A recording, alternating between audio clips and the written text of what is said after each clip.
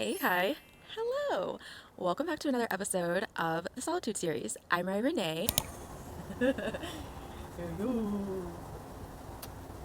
Hi, people. Hi, people. It's me, Doodle Doodle. He's so cute.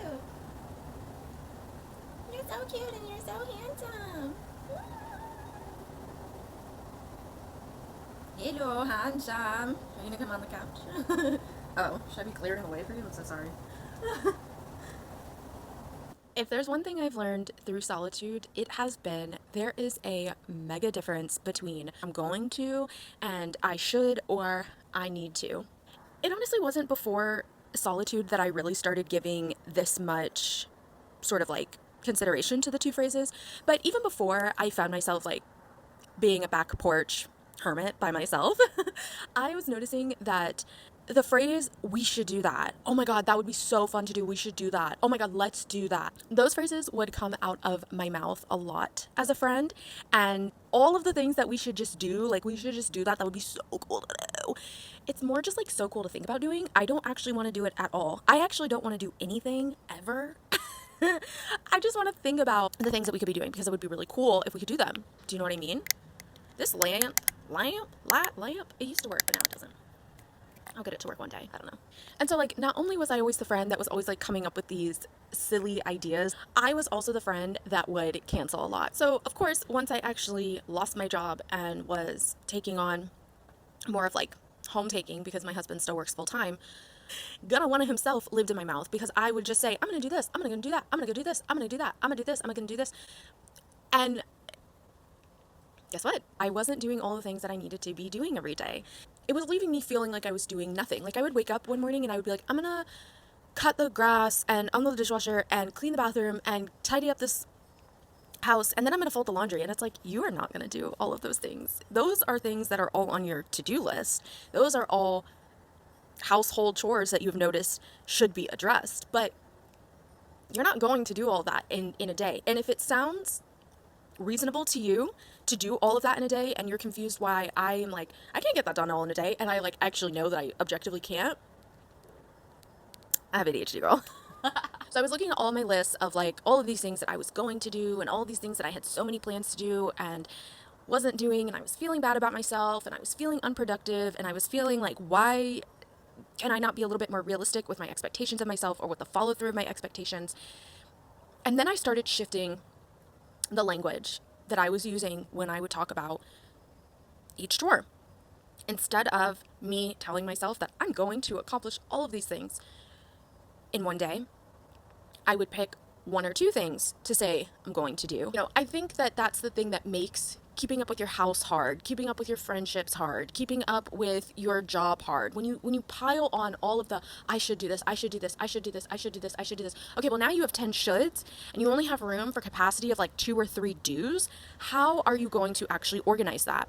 I don't need to focus on what I need to be doing. I need to switch focus on what I am actually doing it to accomplish that goal. I think ADHDers get stuck a lot in that pre-planning phase, right? Where we determine our goal, we determine the steps that we need to get there, we determine all the things that need to be done. That's like the pre-planning. Then when it's time to come to the planning portion of it and actually executing the steps and prioritizing your steps, I feel like that's where we fall apart because we've spent so much energy focused on, oh, I need to, I should. It is time to switch to what we are doing. We're no longer shoulding, we're doing. We're not shoulding our pants anymore, we're doing. Stop shoulding your pants is going to be on one of my thumbnails. Everything that you should be doing, want to be doing, whatever, is nothing more than an illusion and a hope of how you would like your life to continue. Our plans, and I think in America, we have been so deprogrammed for like the real purpose of life that we genuinely believe that like life goes on our plans. We believe that our plans have any say in how life goes.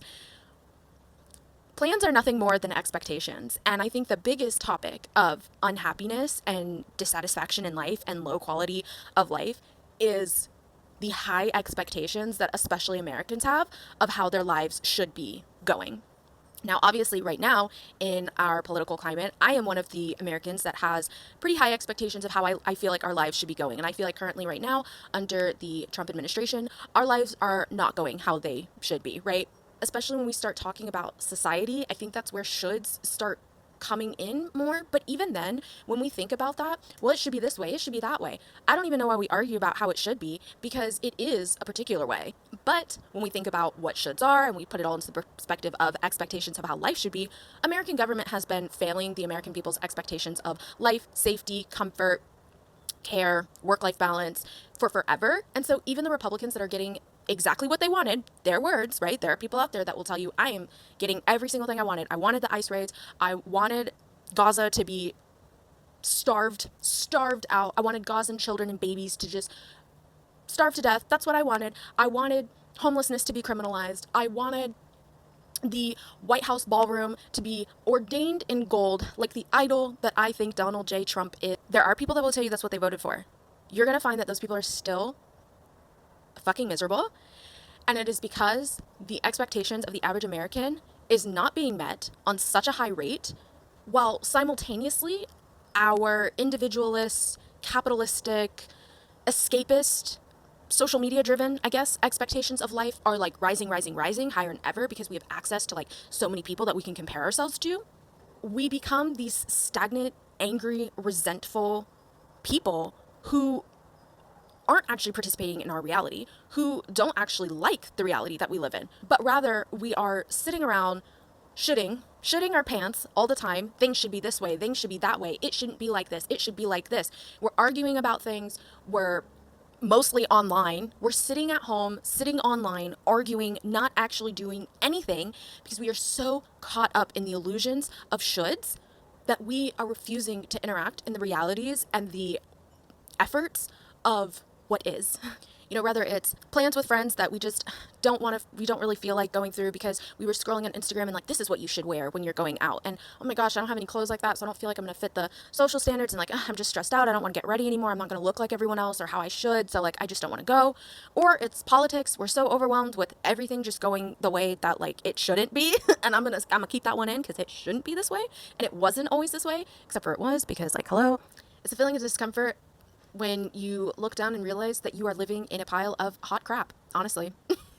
Once I stopped living in the land of should with like these people who I just didn't really care to actually make happen in my actual reality, I started finding that like the friends who I actually participate with liked me for the things that I did, not the things I should be doing. Liked me for the person that I was, not the person that they wish I was. Liked the ways that I showed up, didn't always want to change and ask for more. Though I spend more time by myself and less time surrounded by people, the quality of friendships that I have now has just skyrocketed, and I'm so much more content and secure and satisfied with just going through what is with the people who I don't should. I think this is a really good stopping place. If you made it this far, thanks so much, baddie. Please leave me a sparkle emoji down below. Spread the energy and spread the word. And while you're down there, don't forget to like and subscribe, and we will reflect and connect in the next one.